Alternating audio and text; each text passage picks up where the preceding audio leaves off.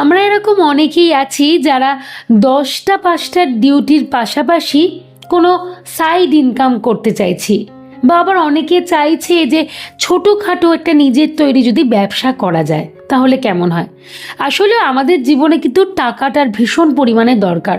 হয়তো দেখা যাচ্ছে যে মেইন যেটা ইনকাম সেখানে ঠিকমতো টাকা আমরা পাচ্ছি না হাতে, তখনই এই প্রশ্নটাই আসে যে তাহলে আবার নতুন করে কিছু যদি করা যায় তাহলে খুব ভালোই হয়। আবার অনেকে মনে করছে যে এইটাই যদি কেরিয়ার হিসেবে বেছে নিই, নতুন কোনো নিজের তৈরি ছোটোখাটো ব্যবসাটাকেই যদি কোনো কেরিয়ার হিসেবে বেছে নিই তাহলে কেমন হয়।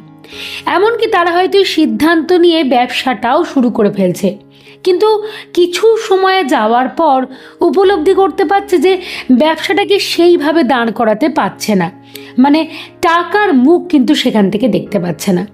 তখন হয়তো আমরা নানা রকম চিন্তা করি কিন্তু এর সঠিক রাস্তা খুঁজে পাই না। আমি আজকে তোমাদেরকে বলবো নিশ্চয়ই আমরা কিছু ভুল করি। যারা এই পরিস্থিতির সাথে যায় সেই সময়তে হয়তো অনেক কিছু ভুল করে, সেই ভুলগুলোকে যদি একবার এড়িয়ে চলতে পারে তাহলে কিন্তু কোনো অসুবিধায় পড়তে হবে না, তাহলে নিশ্চয়ই তারা টাকার মুখ দেখতে পারবে। তাই আলোচনা করছি ফার্স্ট পয়েন্টটা, একদিনেই অনেক টাকা লাভ করে ফেলবো এই মনোভাবটাকে কিন্তু পুরোপুরি দূরে সরিয়ে দিতে হবে। যারা আমরা নতুন স্টার্ট আপ করছি, ধরো সাইডে কোনো ইনকাম করছি বা হতে পারে একটা ছোটোখাটো নিজের তৈরি কোনো বিজনেস করছি, আমরা মনে করি একদিনই আমার অনেক টাকা লাভ হয়ে যাবে, প্রচুর কাস্টমারকে আমি পেয়ে যাব। এই জিনিসটা করলে চলবে না। আমি তোমাদের সবসময় একটা কথা বলি, ব্যবসা জিনিসটা কিন্তু খুব একটা সহজ জিনিস না। কেন জানো? কারণ এখানে ধৈর্যের প্রয়োজন রয়েছে। যদি প্রপার ওয়েতে ধৈর্য না থাকে তাহলে তুমি কিন্তু আলটিমেটলি কোনো দিনই টাকার মুখ দেখতে পারবে না। তার জন্য তোমাকে প্রপার ধৈর্যের দরকার রয়েছে। আমাদের মনে এই ধারণাটা চলে আসে, ধরো কেউ দেখা গেল বাড়িতে কোনো একটা ছোটোখাটো বেকারি শপ খুললো, যখনই দেখছে যে তার সেই মতো ভিড় হচ্ছে না, সে সেই মতো অর্ডার পাচ্ছে না, আমি একটা বেকারি শপের উদাহরণ দিয়ে তোমাদেরকে বলছি, তখনই তার মনে হয় না আমার দ্বারা মনে হচ্ছে হবে না। কই আমি তো এত কিছু ভাবনা চিন্তা করে এত ভালোবেসে শুরু করলাম, তাহলে কি সত্যি এখান থেকে আমি ইনকাম করতে পারবো না? বা আমি ঠিক করলাম এইটাই আমার কেরিয়ার হিসেবে আমি গড়ে তুলবো, তাহলে কি সত্যি সম্ভব হবে না? আমি যে ইনভেস্টমেন্ট করলাম বা আমি যে ভাবলাম এত কিছু, তাহলে আমার পক্ষে এই যে ইনকাম করা বা টাকার মুখ দেখার এই ব্যাপারটা কি কোনোদিন হবে না? এটার কারণ শুধুমাত্র কিন্তু ধৈর্য না থাকা। লাগাতার হারে তোমাকে সেই একই কাজ করে যেতে হবে। যে কোনো কাজের ক্ষেত্রেই তোমাদেরকে বলি ধৈর্য জিনিসটা ভীষণ একটা জরুরি বিষয়। তুমি যদি মনে করো যে তুমি 1-2 মাস এই বিজনেসটা করার পরই তুমি অনেক টাকা দেখতে পেয়ে যাবে বা অনেক লাভ তুমি করে ফেলতে পারবে, এমনটা কিন্তু নয়। তোমাকে লাগাতার হারে চালিয়ে যেতে হবে এবং একটা সময়ের পর তুমি কিন্তু সত্যি মানে প্রকৃত অর্থে বলতে পারি তুমি লাভটা দেখতে পাবে যে না আমার এবারে প্রফিট হয়েছে। তাই জন্যই বলবো দুম করে কিন্তু সরে এসো না। অনেকেই কি করে একটা নতুনভাবে বিজনেস স্টার্ট করার পর ছোটোখাটোভাবে বা সাইড ইনকাম শুরু করার পর না বড্ড বেশি ক্লান্ত হয়ে যায়, মানে হাঁপিয়ে ওঠে। হয়তো মাস 2-3 করলো, তারপরেই মনে করে না আর হচ্ছে না, আমি সেইভাবে বা সেই অর্থে আমি লাভ করতে পারছি না, থাকার দরকার নেই, অনেক শখ মিটে গেছে, এই করে জিনিসটাকে না পুরোপুরি নষ্ট করে দেয়। এরকম অনেক উদাহরণ কিন্তু আমি দেখেছি। তাই জন্যে আমার তোমাদের উদ্দেশ্যে বলা যে এই জিনিসটা ভুলেও করুন, একটু ধৈর্য রাখো, সময় দাও। একটা সময় দেওয়ার পর দেখোই না কি হয়। অপেক্ষা তো আমাদের করতেই হবে, অপেক্ষা ছাড়া কি কিছু উপায় আছে বলো? কনসিস্ট ওয়েতে একটু ধৈর্য ধরে অপেক্ষা করে কাজটাকে চালিয়ে যাও, নিশ্চয়ই তুমি একটা ভালো কিছু অপেক্ষা করছো তোমার জন্য, তুমি নিশ্চয়ই ভালো কিছু পাবে। বড় অর্থে আমি বলতে চাইছি তুমি টাকার মুখ দেখতে পাবে বা এখান থেকে তুমি যেটা প্রফিট করতে চাইছো সেই অ্যামাউন্টটা কিন্তু তুমি প্রফিট করে উঠতে পারবে। 2 নম্বর পয়েন্টের কথা বলি, বোকার মতো ইনভেস্টমেন্ট করে দেওয়া। আমরা অনেক সময় না প্রচণ্ড পরিমাণে মানুষের দ্বারা প্রভাবিত হয়ে যাই। ধরো তুমি দেখলে তোমার একজন বন্ধু বা বান্ধবী সে একটা ব্যবসা শুরু করেছে নিজের তৈরি ছোটোখাটো, সে তোমাকে বুদ্ধি দিল বা বলল যে আমি না এই ব্যবসাটা শুরু করেছি, তুমিও তো বাড়িতে করতে পারো, বা তুমি তো নতুনভাবে জিনিসটা শুরু করতে পারো, বা তুমি যে একটা রোজগার করছো তাতে তো তুলনামূলক সেইভাবে সেখান থেকে তুমি টাকা প্রফিট করতে পারছো না, সাইডে একটা ইনকাম শুরু করে দাও। তোমাকে তো এই বুদ্ধিটা দিল।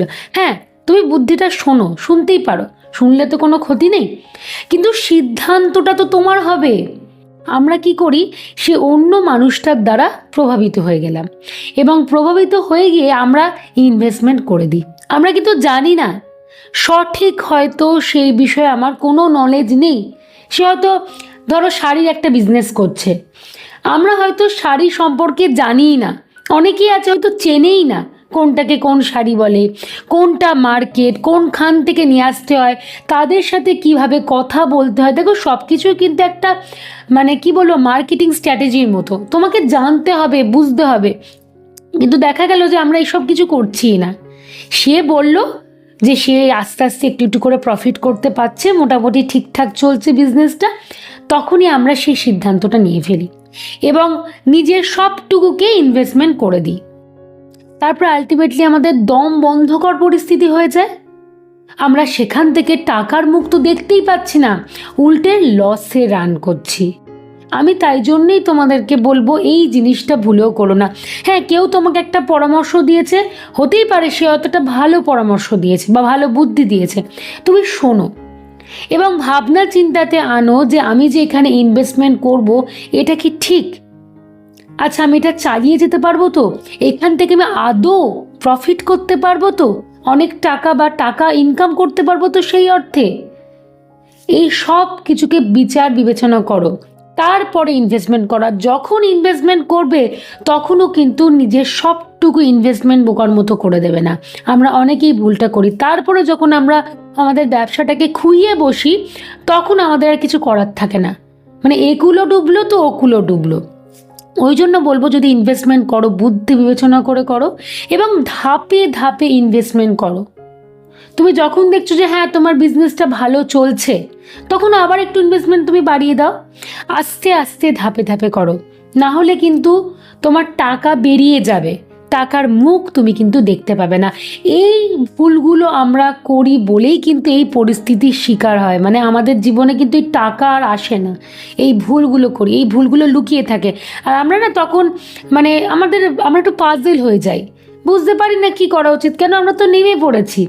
এরপরে এখান থেকে উঠবো কি করে উঠে দাঁড়াবো, সব কিছুকে আবার ঠিকঠাক জায়গায় নিয়ে আসবো, সত্যি বিশ্বাস করো এই ধারণাটা থাকে না। বোকার মতো অনেক সিদ্ধান্ত আমরা অনেক সময় নিয়ে ফেলি, তাই এই জিনিসটা কখনো করবে না।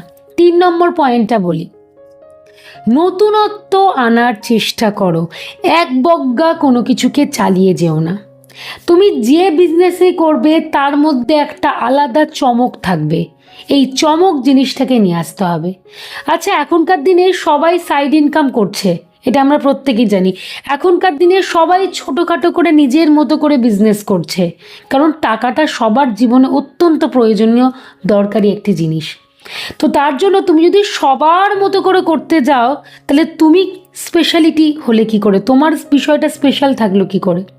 তোমার বাড়ির পাশে দেখা গেল যে একজন কেউ ধরো শাড়ির বিজনেস করছে, কি তার হয়তো কোনো হোম সার্ভিস রয়েছে, তুমিও ঠিক করলে না আমি একটা শাড়ির বিজনেস করব বা আমিও একটা হোম সার্ভিস করব। সে হয়তো মোটামুটি বেশ কয়েক বছর ধরে জিনিসটাকে চালাচ্ছে। আচ্ছা, মানুষজন তোমার কাছে কেন আসবে? তার তো একটা আলাদা রেপুটেশন তৈরি হয়ে গেছে, তুমি তো নিউ কামার, তাহলে মানুষজন তোমার কাছে কেন আসবে? একটা স্পেশালিটি তো চাই, একটা নতুনত্ব চাই, একটা চমক চাই।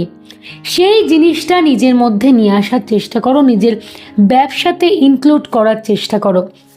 এবারে এই পুরোটাই তোমার ব্যক্তিগত, তুমি মাথা খাটিয়ে ভাবনা চিন্তা করো যে না তুমি কি চমকটা দিতে চাও, যাতে মানুষজন সেটার প্রতি আকৃষ্ট হয়।